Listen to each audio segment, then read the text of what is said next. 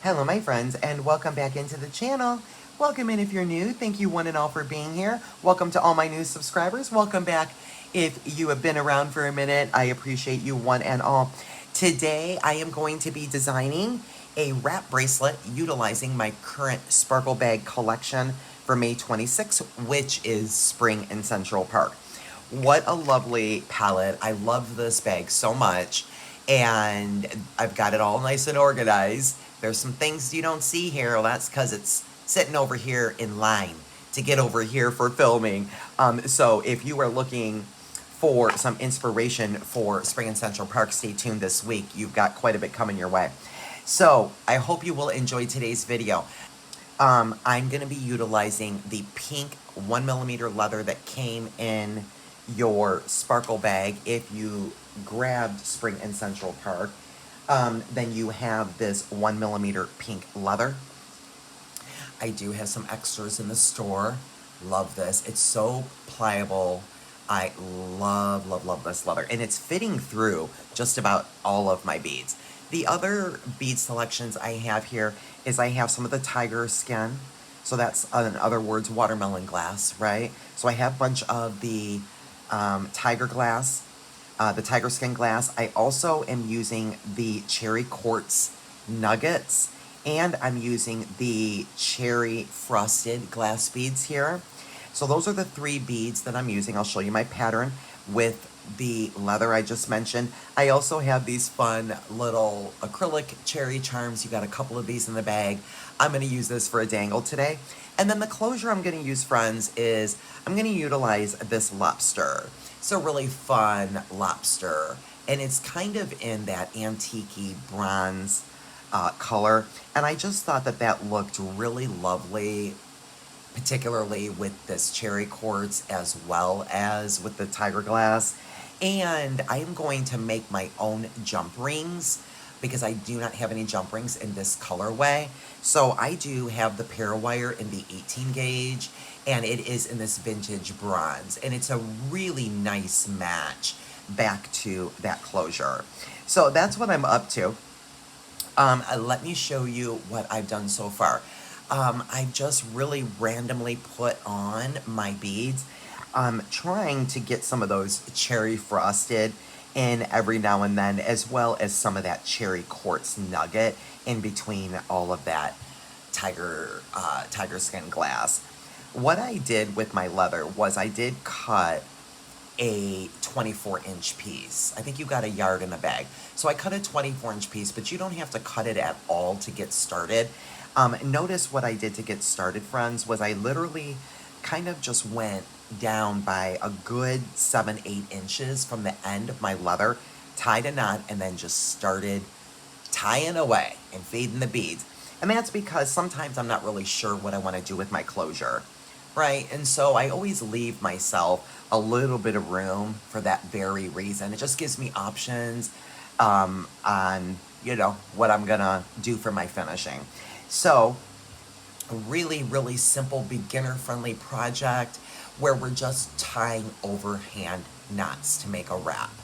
And in this particular case, I do want to mention, if you're using some, you know, 0.5 or 1mm leather in particular, you do want to, and I'll show you in a minute when we get going, you do want to be very mindful that you're not really tugging and pulling too hard on your leather, because it will snap, because it's a thin millimeter leather, and it will snap. So when you're tying your knot, I'm just doing really loose knots, right? They're not going to come apart, right? Because the beads are keeping them in place.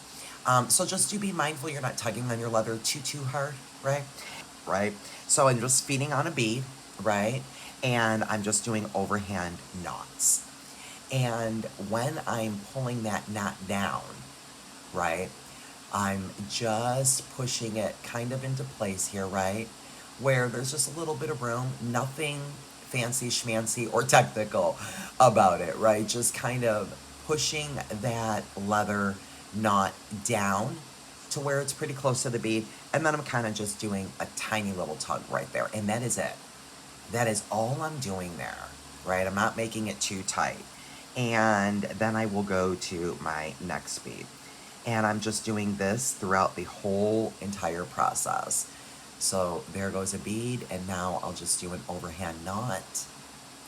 And I'm also not using my tweezers for this because of the delicacy of the leather, right? It'll snap if we get sharp objects and things involved, I'm afraid.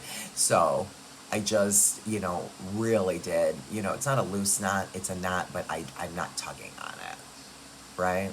And so I've done this throughout my entire bracelet. So let me pull you out a little bit. So let me see how many wraps am I doing here. I think I'm gonna do 2. And so in order to figure out how many beads I need, I don't count or measure. I kind of just put it around my wrist, right? So I know I'm gonna need probably about 1 inch right here for my loop and my hardware to close my bracelet up. So I think I might be getting pretty close to finished here. Let's see. So there's still quite a bit of a gap. So let's go with a couple more. Let's do a couple more here. And we'll make some jump rings here. So if you're not familiar how to make your own jump rings, that's what's coming up next here out of Craftware. Really handy thing, especially when we're getting into some of the colored metals. Let me hold that here and hold that there. So then, do you see the gap there, guys? I've got a bead here and I've got a bead here. That looks like that's about enough room for my closure. So I think I'm done, right? But it could be a little tiny bit looser. So let me throw a cherry frosted on here on this side.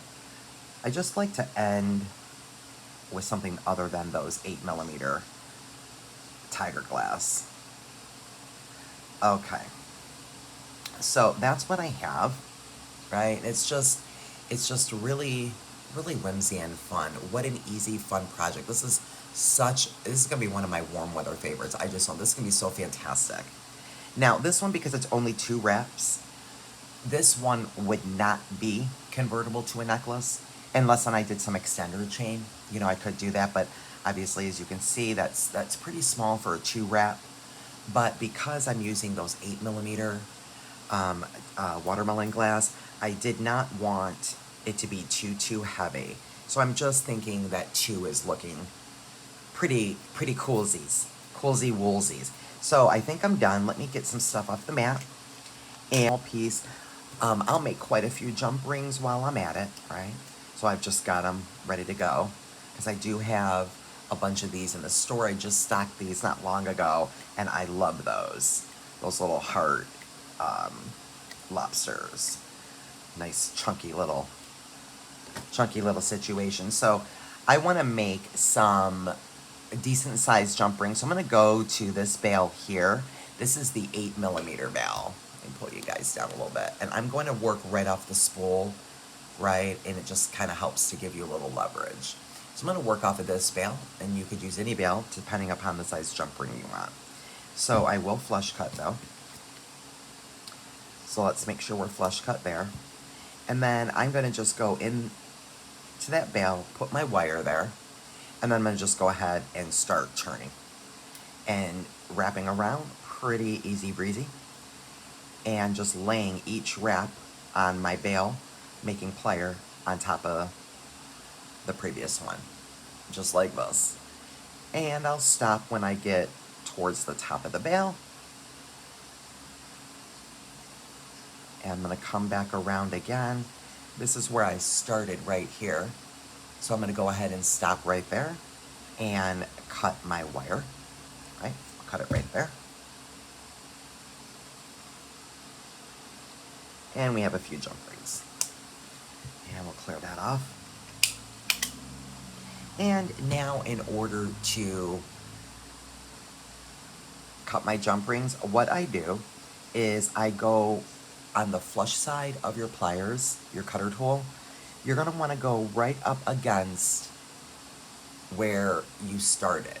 And you're going to want to cut the rotation directly above it, directly next to where you started. So we'll cut there and let that drop, and we'll just keep going.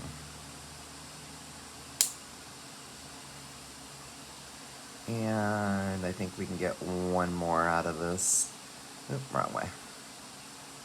And get one more out of that. Right there. Oh, we can get two. Yay.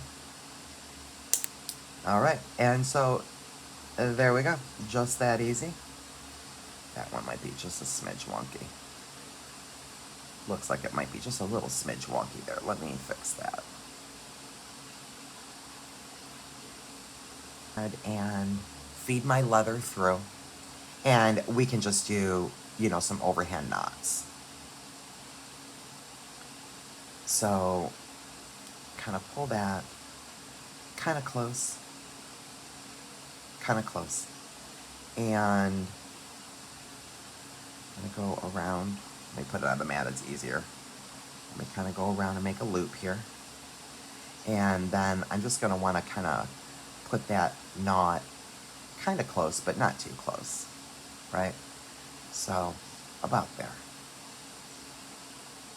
Right, and it's what you're going to go for here, guys, is that you just want it to have some movement, right? Because you're going to clasp it, right? And you don't want to fuss with it. But this is a rather larger clasp, so shouldn't have too much of a problem, right?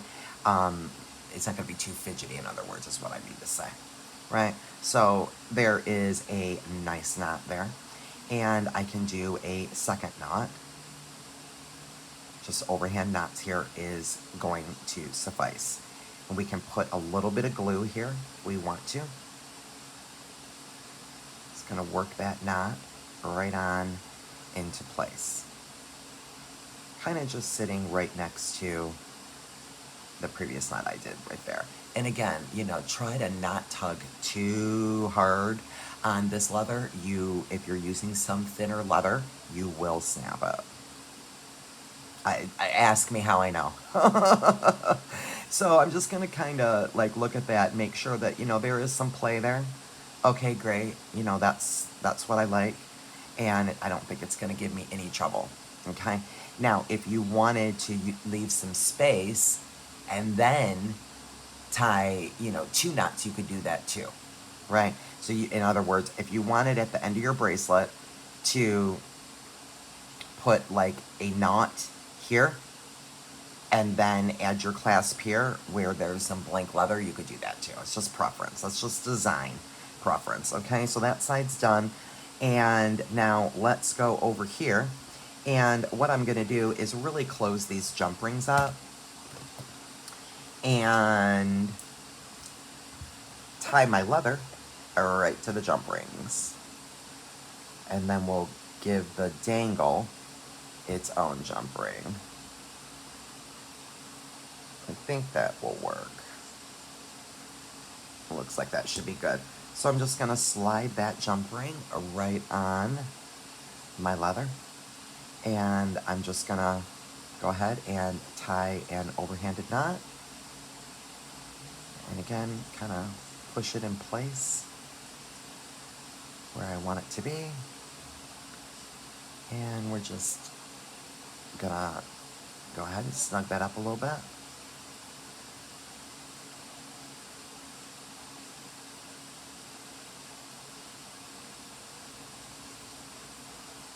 And then I'm going to be adding another jump ring there.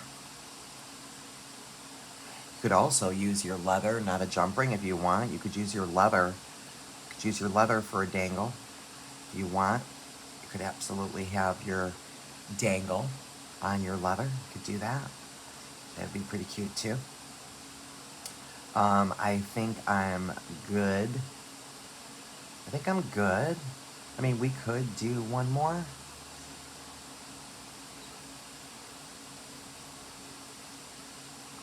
I don't want it to be too chunky though. Let's see. I don't want it to be too chunky here. I don't think I don't think I need that second knot. I think the first one is good because I'm also going to put some glue there. So let's just call it good at that. So I've got my jump ring tied right on my leather there. And then I'm going to go ahead and get rid of that. So I'm going to trim that about right there. And I will grab either your GS Hypo or your Loctite. Either will do. I'm going to try to just avoid my jump ring and put a little dab of glue in this knot here. And it'll dry clear. So I want to just, like I said, just try to avoid putting any glue on your jump ring. I think that my glue is, for the most part, dry. It hasn't completely cured yet, but it's dry enough to where I can finish my bracelet. And then I did go ahead and make a couple more jump rings with the same wire that were 5mm for my charm. So these large ones are going to be just so that I have a nice in scale size jump ring for my closure. And now all we have to do is just really add the dangle. So let's go ahead and grab some pliers, and we'll go ahead and get rid of this. Same thing here, friends. I'm gonna go ahead and cut this, you know, pretty close, and then I'm going to glue that, right? So I'm gonna put my glue right on top of that leather right there. But I will do that off camera. And so I'm gonna go ahead and I think I'm gonna add, well, let me try it on first because I'm not sure if I'm gonna need that second jump ring for a closure. Let me see. Just to not fuss, yeah. Okay, so just to not fuss with it. Okay, so I'm gonna add my second jump ring here so that I can latch my lobster. And let's get that closed up.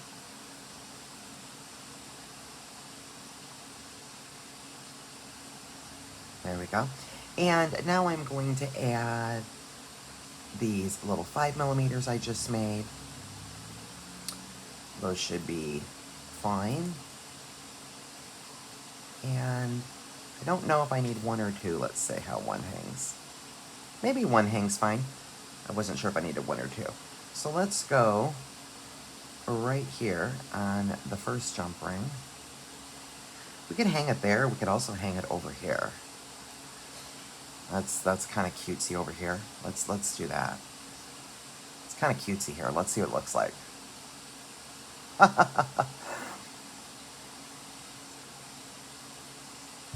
I hope you guys enjoyed. Did you guys enjoy yesterday's bag charm bonanza? I had so much fun, guys. Every single one of those bag charms is already on a bag, by the way. Just like I said, that was so necessary that I needed to do that. I am telling you. And I hope you guys enjoyed. That was fun. That was fun. I think that's okay. So I've got my little cherry charm there. Super cute. It might actually need a second one because I don't know if it's hanging the way low enough. Let's see. Let's get it on and let's see. Get you guys pulled out here. Sorry, guys. And see what we did here.